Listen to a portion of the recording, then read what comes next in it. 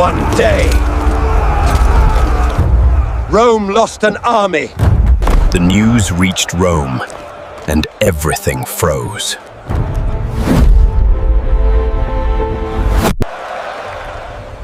By nightfall, Rome had lost over 50,000 men. Egypt will be won. This was not a battle. It was conquest. This land was no longer divided. Power had a center. Law had a voice. This is not a raid. This is the moment Europe realized it was no longer safe.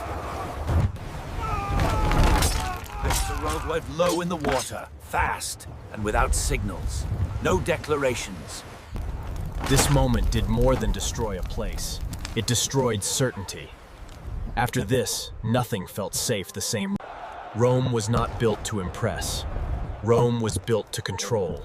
These stones are not decoration, they are discipline. Rome did not rely on courage, it relied on repetition. Men were trained to move together, to fight together, to obey instantly. And once the world understood this, it was already too late. Rome was no longer reacting to history, it was shaping it. Egypt was not built to fall, it was built to last forever. These stones were meant to defy time. To restore order was to restore life. To allow chaos was to invite collapse. Because Egypt did not survive by being kind. It survived by being unbreakable. This was not a raid. This was an arrival. They didn't come one by one. They came together. This is the moment distance disappears. The moment water turns into land. They do not stop. This is where chaos ends, and control begins. They don't chase destruction, they collect authority. This was not a city. It was a machine, built to move men. This is how control spreads. No with noise, with roads. Rome does not chase rebels. This is how Rome wins. Not when walls fall, but when resistance stops thinking. Is Athens at full power? A city built to command, not to please. This is not preparation. This is execution. When Athens moves like this, someone outside these walls is already too late. The result is decided before the clash even ends. The camera pulls wide over land and sea. Athenian triremes cut across the water in This is not a battlefield yet. This is Egyptian power moving through stone. This is control. Egypt is moving as a machine. Hold the line! Hold formation! To the river! Get back! For the first time in recorded history, a battle this massive ends without conquest and forces a decision beyond weapons. Rome was not built to fall. It was built to last longer than fear itself. This city was architecture as power. Rome still looks magnificent. Aqueduct arches cut across the land like colossal ribs of empire. Rome does not collapse in a single scream. It exhales. Fires still burn. The moment the ships reach shore, there is no hesitation. Oars lift. Keels grind hard against. This was not a victory meant to be held. It was a warning meant to be remembered. This was not a victory meant to be held. It was a warning meant to be remembered. These cities were not built for peace. They were built to survive constant war. Greek cities were built to fight. Every street was a weapon. Even gods were not protected. War was preparation. From endless destruction, Greece learned control. Cities fell, but they did not disappear. The Hyksos ruled northern Egypt by force. Avaris was the heart of occupation. If this city did not fall, Egypt would never. The fall of Avaris was not chaos. It was calculated. From the delta, Egypt was reclaiming itself. This was not a battle for land. It was a battle for the soul of Egypt. If Egypt fell here, history would be rewritten. Rome didn't conquer with swords alone, Ben. It conquered with roads, laws, and fear. One spark wasn't the danger was the system. Rome didn't fall that night, it learned. Out of ash, it rebuilt the city to control the future. Stone. 845 AD. Paris didn't see an army. It saw the river turn black. Viking longships' gates slammed shut. But the river had no walls. The bridges became choke points. The banks became fire. And Paris didn't fall by the sword. It fell by fear.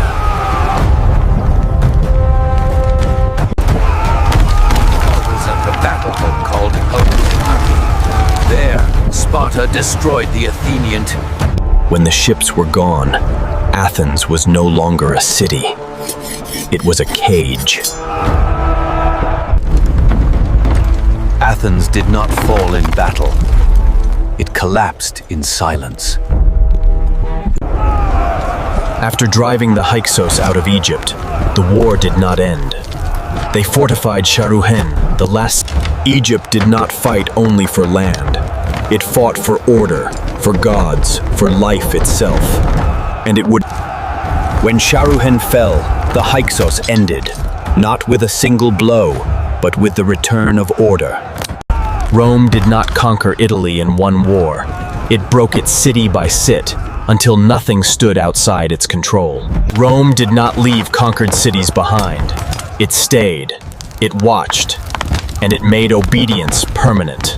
Rome did not leave conquered cities behind. It stayed, it watched, and it made obedience permanent. The Vikings were not just warriors, they were a moving sea. The fleet was the real weapon. When the ships landed, the coast was already lost. What followed was organized terror.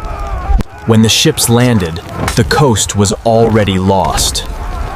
What followed was organized terror. The Greeks did not win by numbers. They won by formation. Shields locked, spears forward. This was not a charge. It was pressure. A wall that did not strike, but crushed everything in front of it. This formation did not win one battle. It rewrote how wars were fought. Individuals fell. Egypt did not march south for glory. It marched to erase resistance. Nubia was not a border. It was a threat that had to be broken. Egypt did not stop at conquest. It stayed. It watched. It crushed anything that moved. This was not defense. The last resistance did not fall in battle. It vanished under pressure that never stopped. This was the end. Rome did not rise as a city. Rome rose as a machine. Every road led outward. Resistance. Rome learned fast, and Rome learned cruel. Every city faced the same choice. Submission, limits. Rome no longer needed to fight. Rome only needed to stay. Victory was only the beginning. Italy was Once inside the walls, speed became slaughter. The Vikings did not fight for streets. They erased them. Once inside the walls, speed became slaughter. The Vikings did not fight for streets. They erased them. The battle ended before the city understood it had begun. When the Vikings left, they took nothing the city could replace. This was never one nation. Greece was armed cities. Each city saw the other as a threat, and the sword became the language of politics. Athens built its fleet. Sparta sharpened its spears, and smaller cities were crushed between ambition and fear. And so Greece became a permanent battlefield. From this endless conflict, the harshest system of war was born. Megiddo hasn't fallen yet, but it's already surrounded. Retreat! Close the gates now! No! Hold the line! Stand and fight them! Stone that commands war. The battlefield fades and stone rises. Egypt does not conquer with swords alone. The campaign did not slow. It closed in. Stone by stone, the Egyptian advance surrounded the... The walls did not fall all at once. They failed in sections. One breach became two. Two became a flood. The city was silent now. Not because it was empty, but because it had learned. Time passed, but the memory did not fade. The land did not return to what it was. It reorganized. The campaign does not end with cheers. It ends with silence forced onto stone. Rome did not leave Italy to conquer. Rome moved because it was surrounded. Carthage closed the sea. Trade routes vanished. They refused to fight like sailors. They chose to fight like soldiers. Heavy boarding bridges slam onto enemy ships. This moment did not end the fight. It defined it. What began as a struggle for survival became a war for dominance. The danger did not come from land. It came from the sea. When the Viking ships appeared, the coast... This was the second lesson. The first was fear. The second was certainty. This was the second lesson. The first was fear. The second was certainty. This is not war yet. This is the moment before a city suffocates. Hunger breaks discipline faster than swords. The walls still stood. The city inside was shrinking. War in Greece did not end with a single clash, because the cities themselves were weapons. Stone walls rose higher around Athens. This was not just a battlefield. This was a trap carved into the land itself. The enemy believed numbers would save them. Numbers only gave Egypt more bodies to break. Egypt won the campaign, but history remembered the mistake. Rome was not looking for war, but Carthage closed the sea, and whoever does not control the sea suffocates. Rome had no naval experience. Carthage ruled the Mediterranean. This was the beginning of the Punic Wars, a long war that taught Rome how to crush an empire before becoming one. They did not arrive quietly. They arrived as a presence that changed the balance of the river. From that moment on, survival had a cost. They did not arrive quietly. They arrived as a presence that changed the balance of the river. From that moment on, this was the moment everything changed. Raids stopped being sudden strikes. They became control. War in Greece was not about defeating armies, but destroying cities, because the city itself was power. Athens builds its fleet, Sparta sharpens its spears, and smaller cities are crushed between ambition and fear. After the fall, rebuilding is allowed, but only under the victor's terms, with laws imposed by force. Thus, Greek cities were used as weapons of control, destroyed first, then rebuilt, submissive to the strongest. Egypt did not stop at defending its borders. It moved north, and Canaan became the target of imperial expansion. Canaan did not fall city by city. It fell system by system. Submit! Pay! Obey! After the fall, rebuilding was allowed, but only by the victor's rules. Laws were enforced by force. After the fall, cities were allowed to stand again, but only under Egypt's rule. Rome believes the battle is being won. But the shape of the field tells another story. Hannibal deliberately pulled back the center, then closed the sides, trapping the Roman army from every direction. In a few hours, tens of thousands were killed, so tightly packed that soldiers had no space left to fall or even fight. Cannae proved that military intelligence defeats numerical superiority, and that defeat itself can forge the strongest empire. Forward! Break the gate! They are burning the docks! Run, modifier, run! To me! Kill them all! They struck from the sea, burning ports and towns to force tribute, not to occupy land permanently. Rivers became invasion routes, allowing Viking fleets to reach deep inland cities quickly. The movement is slow, deliberate, unstoppable. Fear replaced walls. Coastal cities paid to survive, turning terror into a system of control. Media did not fall in a single blow. Its rule collapsed after internal division weakened the kingdom from within. Cyrus exploited the commanders' hatred for their king, and the Median army turned against its ruler in a decisive moment. The collapse spread fast, cities opened their gates, and Media fell without a final stand. Persia did not just conquer Media, it absorbed it, turning collapse into the foundation of an empire. The Mongol tribes were not united by peace, but by blood, betrayal, and absolute loyalty to one leader. The Mongol commander crushed rival clans one by one, turning enemies into soldiers or erasing them completely. Survivors were absorbed into a single war machine, where obedience meant survival and resistance meant death. From tribal chaos, the Mongols forged the most violent and disciplinal empire the world had ever seen. Medieval European cities stood behind massive stone walls across France, England, and Italy.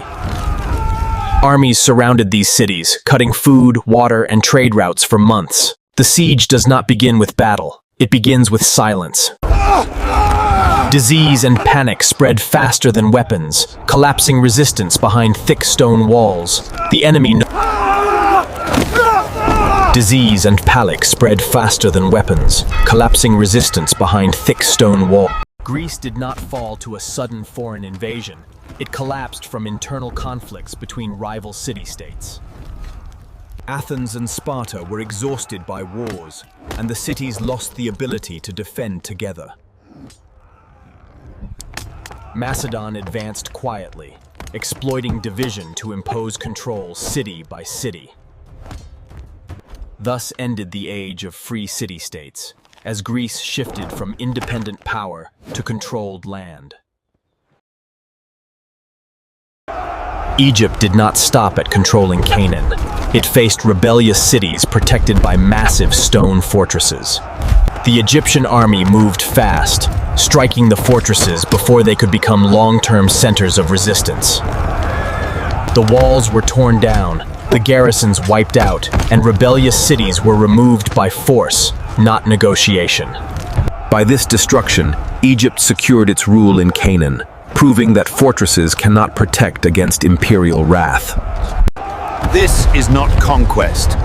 It is eradication. A city turned into a warning. The Roman army besieged Carthage for years, cutting off food and the sea, until everything inside the walls collapsed. Roman legions stormed the streets, homes were destroyed, and civilians were killed without distinction amid fire and total devastation. A transcription for this 8-second video is, with Carthage destroyed, Rome sent a message to the world. Lindisfarne was never prepared for war. It stood as a symbol of peace and religious isolation. Viking ships arrived suddenly from the sea, striking the coast before anyone understood what was happening. Monks were killed, treasures looted, and the sacred place turned into a field of blood. With this attack, Viking terror was born, and Europe realized the sea was no longer safe. The Mongol tribes did not unite through peace. Unity was forged through blood, fear, and absolute loyalty. Rival clans were crushed one by one, enemies turned into soldiers, or erased without mercy or memory. Survivors were absorbed into a single war machine, where obedience meant life and resistance meant death. From tribal chaos, the Mongols rose, disciplined, ruthless, unstoppable, reshaping the world by force. After the fall of Rome, European cities were left exposed. No standing armies, no unified defense, no one left to protect them. Armies surrounded these cities, cutting food, water, and trade routes for months. Disease and panic spread faster than weapons, collapsing resistance behind thick stone walls.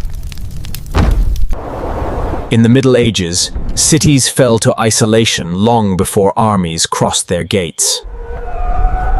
Athens did not rely on armies alone. It built long walls that linked the city to the sea and protected its lifeline.